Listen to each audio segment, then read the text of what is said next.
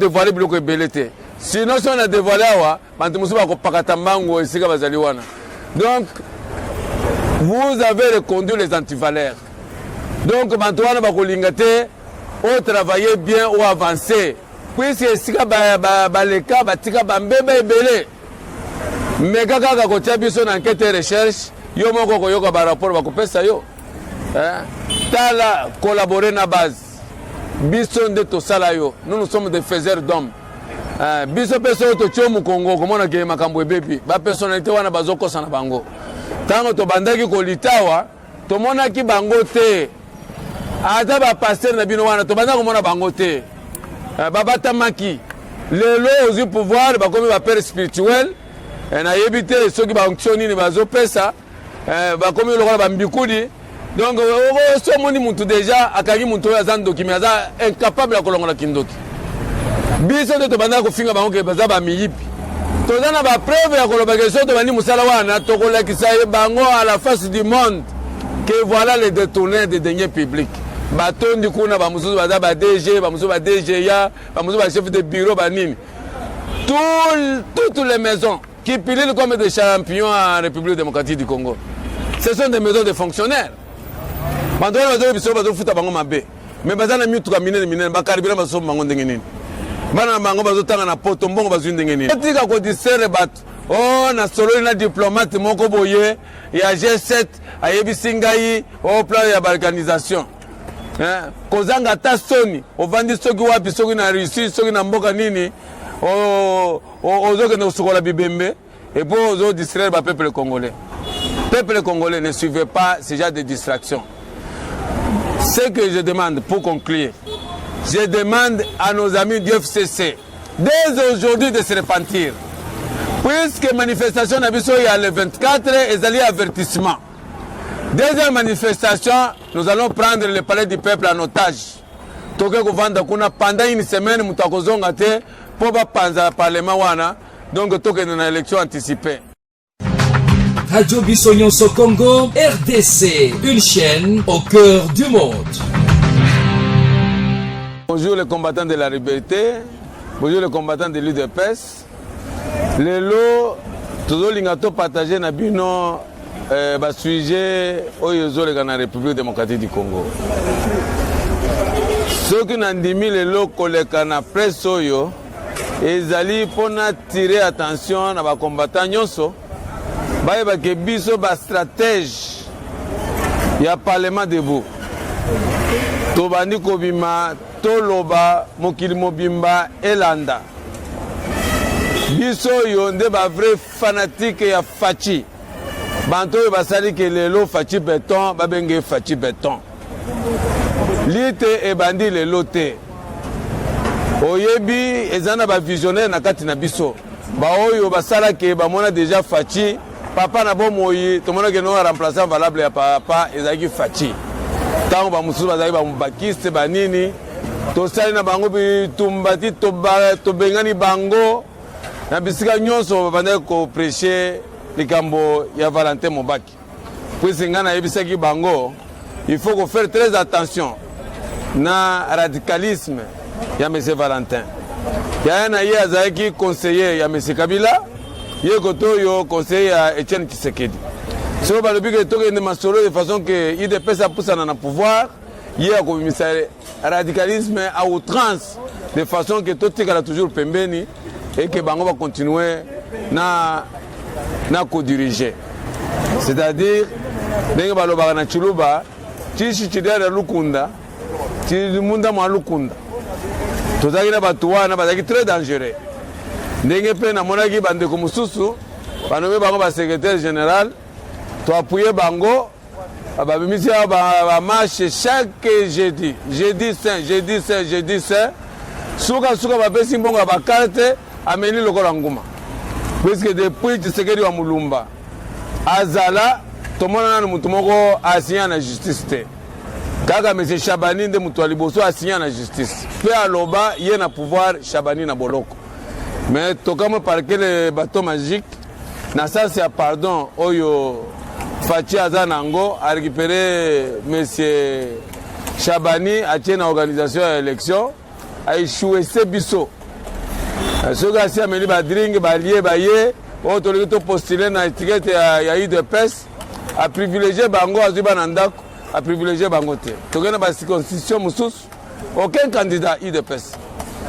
C'est pour cela tobimi et puis na bantu mosusu tozalaki na bango mpe bazalaki bakombata moko ya sentiment ntango bakei na Genève esika basalaki kuna bango oyo bacritère bapesaki espoir na biso nyonso ezalaki ke non c'est Félix qui sera candidat commun de l'opposition.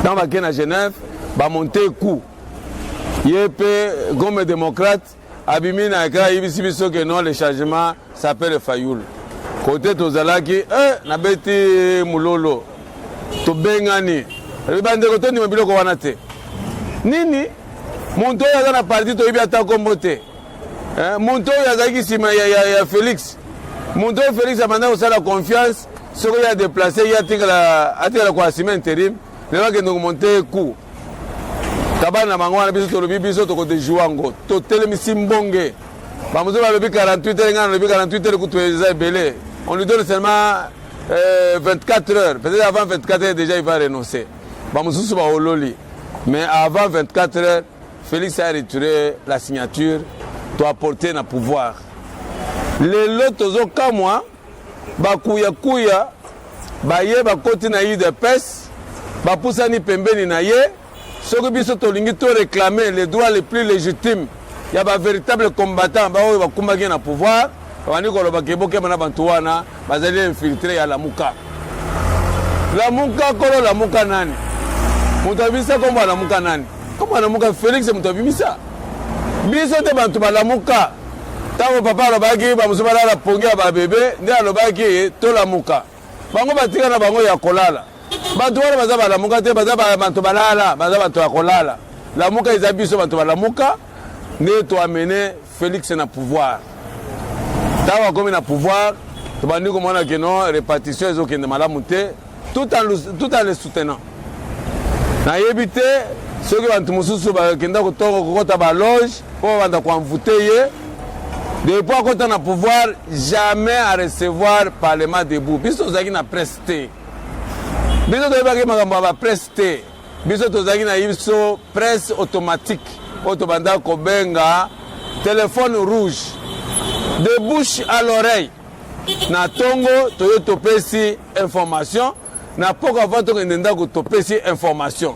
ebanda kotambola très bien toke na campagne électorale bayebisa biso batangela biso bachaîne oyo esali campagne ya UDPS baimage tobanda komona kaka baimage ezoleka na TV ya Vital Kamerhe bachaîne nyonso wana tomonaki yango te tosali campagne toaporte na pouvoir lelo bamutu mosusu soki bauti wapi soki balingi badécourage bato attention peut-être baza infiltré na banani ntango tobanda kosala politique tomonaki baéglise na baassociation te ntango Félix a passé président de la République ebotami lokola mayebo association ceci association cela croyait que bakomela biso bamelaka biso te biso toza batonga mpo omela biso il faut lia otonda.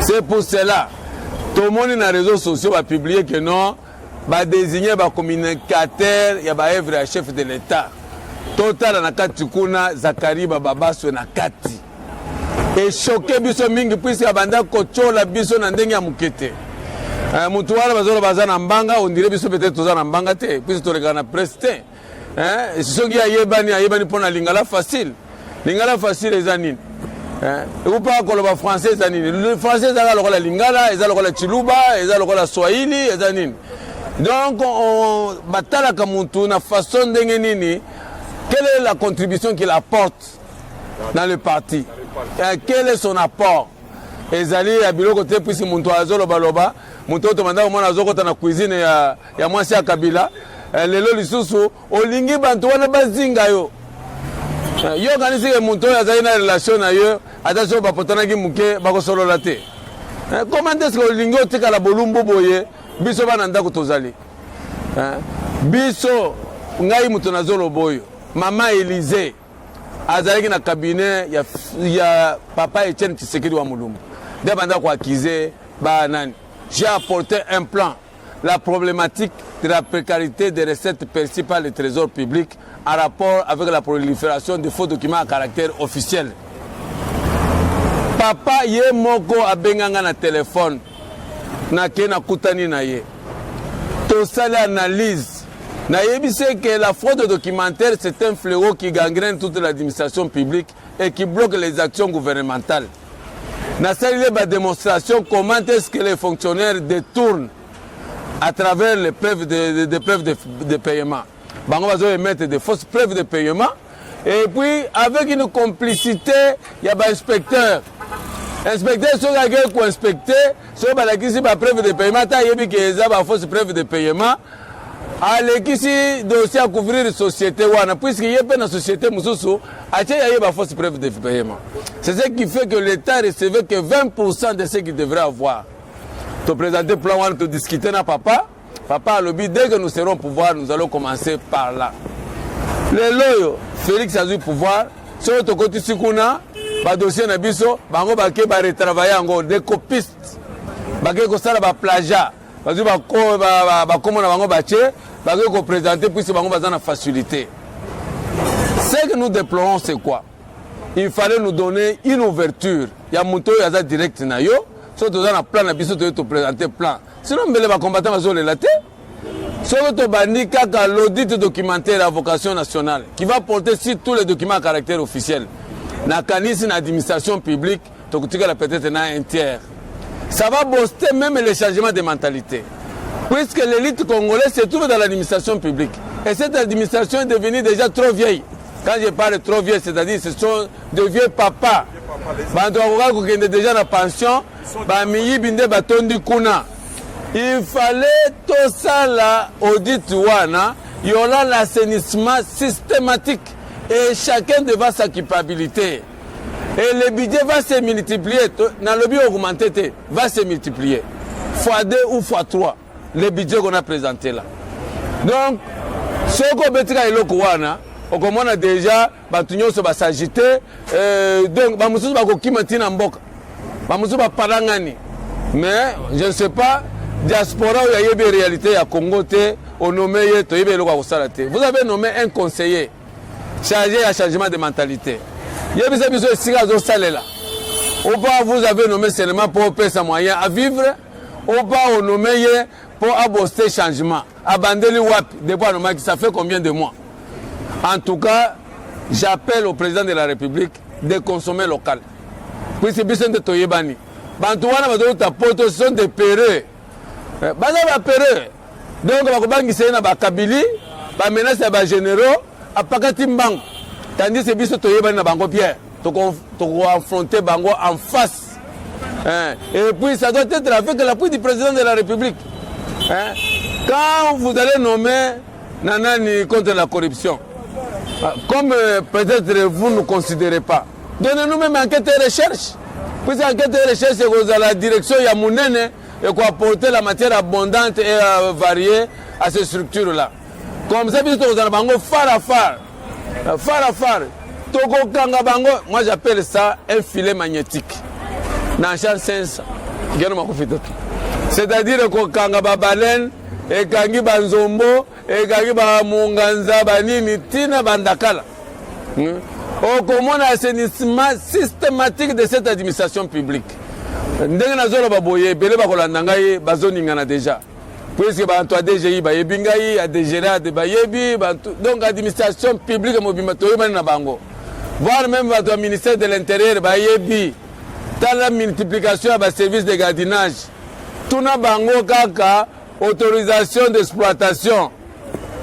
Autorisation na bazana de bazo so bango te bazana ngote ebeleza ba généraux bantu basala ki yango bazo pesa bango ya ofele mbongo ezokota na banque te même les visas moi j'étais même contre azangi na DGM bon na lingo dévoiler biloko ebele te sinon si on a dévoilé awa bantu musu bakopakata mbango esika bazali wana. Donc vous avez reconduit les antivaleurs, donc bantu wana bakolinga te au travailler bien ou avancer. Puisque si baleka batika bambebe ebele mais kaka kotia biso na enquête et recherche yo moko koyoka ba rapport bakopesa yo tala collaborer na base biso nde tosala yo. Nous sommes des faiseurs d'hommes.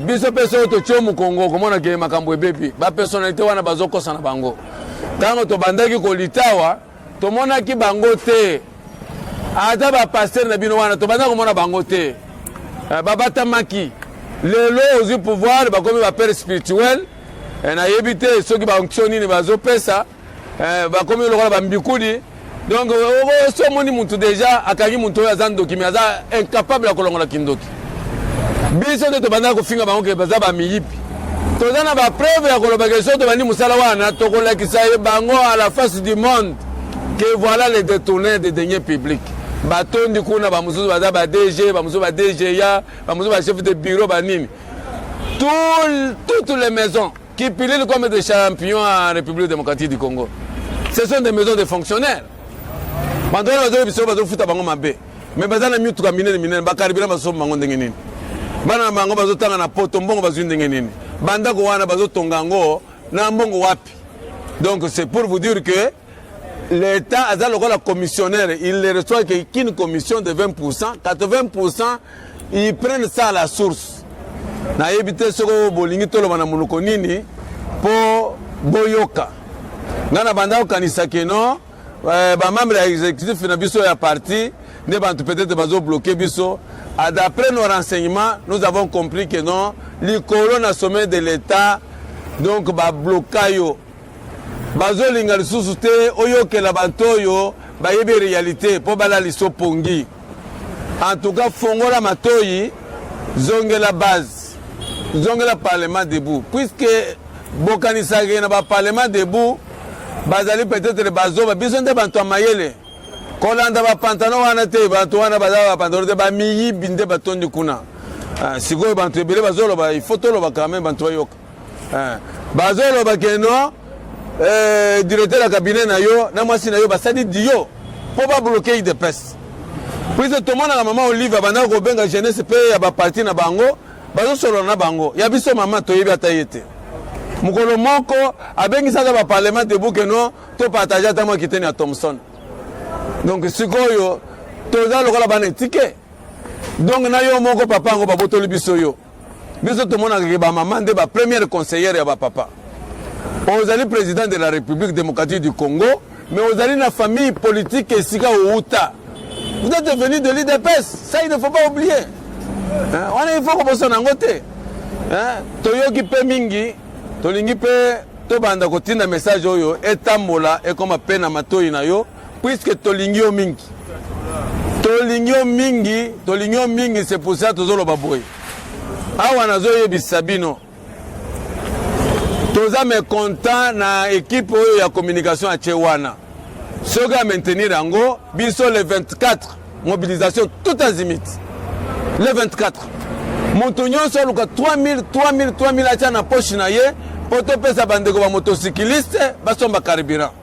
Na moto moko bantu misatu comme ça il a au moins 9000 à kocha moi carburant plus yé moko ça fait 4 personnes si on veut mobiliser 5000 motos c'est-à-dire nous serons à 20 000 personnes donc ba boulevard nyonso kiteni ya pembe na mutu to somba badra puisque badra po ils ont posé un problème badra ya pembe bokati kiteni boche na nzete to sali mama na marche puisque mokolo wana manifestation ekozalati to kolinga manifestation te une année à pouvoir tout le monde clarté. Il faut tout ça la maman na marche pour tout l'examen que bison de ba démocrate.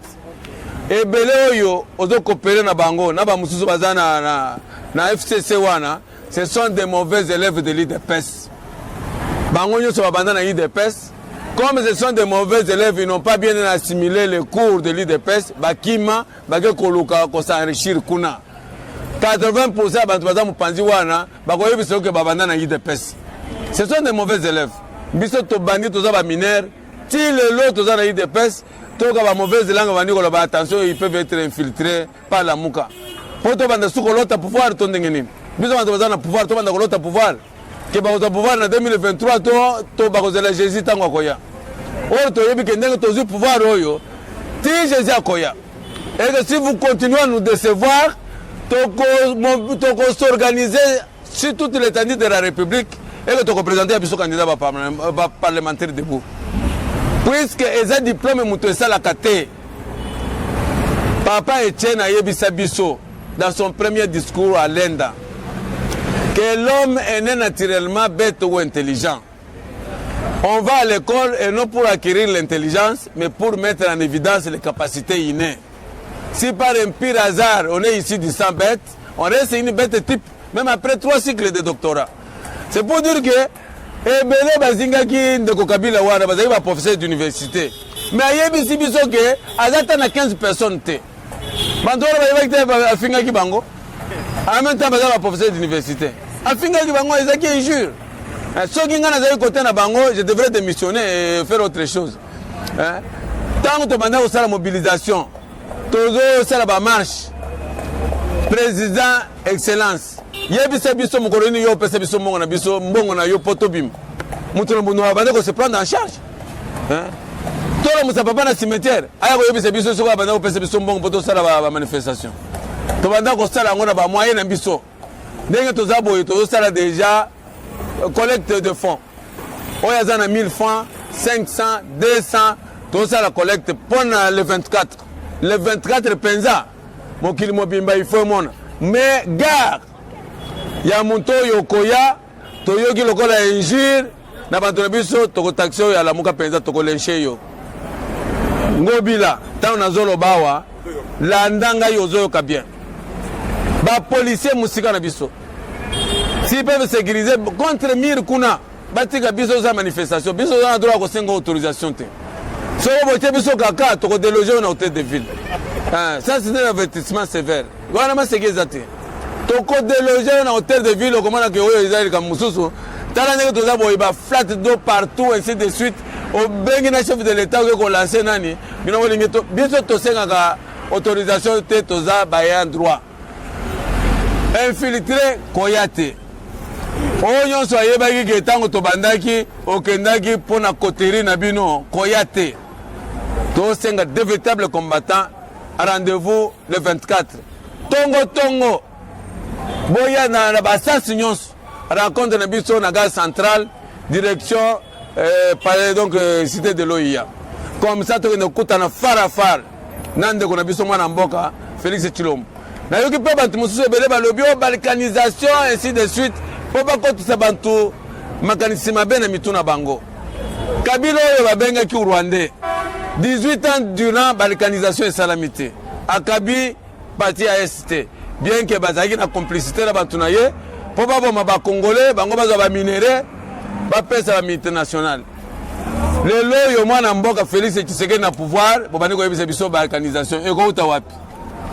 Kuna d'abord forces armées zo sala succès na succès. Bazo éliminer batu. Batu balobaki les 10 ba ko envahir Uvira. Le tozala tenini les 11. Maintenant qui sont à Rwanda côté na Uvira te botika ko disere bat oh na solo na diplomate moko boye ya G7 ayebisi ngai au plan ya balkanisation kozanga ta soni ovandi soki wapi soki na Russie soki na mboka nini ozoke na sokola bibembe et pour ozo distraire ba peuple congolais. Peuple congolais ne suivez pas ce genre de distraction. Ce que je demande pour conclure, je demande à nos amis du FCC, dès aujourd'hui, de se repentir. Puisque manifestation n'a il y a le 24 et il y a avertissement. Deuxième manifestation, nous allons prendre le palais du peuple en otage. Pendant une semaine, nous avons pour pas parlement wana, donc toke une élection anticipée. Je dis et je vous remercie. Radio Bissonyonso Congo, RDC, une chaîne au cœur du monde. Vous êtes sur la radio Bissonyonso Congo RDC. Oui, tapez www.radiocongonews.com, accédez dans notre site et avoir toutes nos informations. Soyez le mieux informés dans le monde.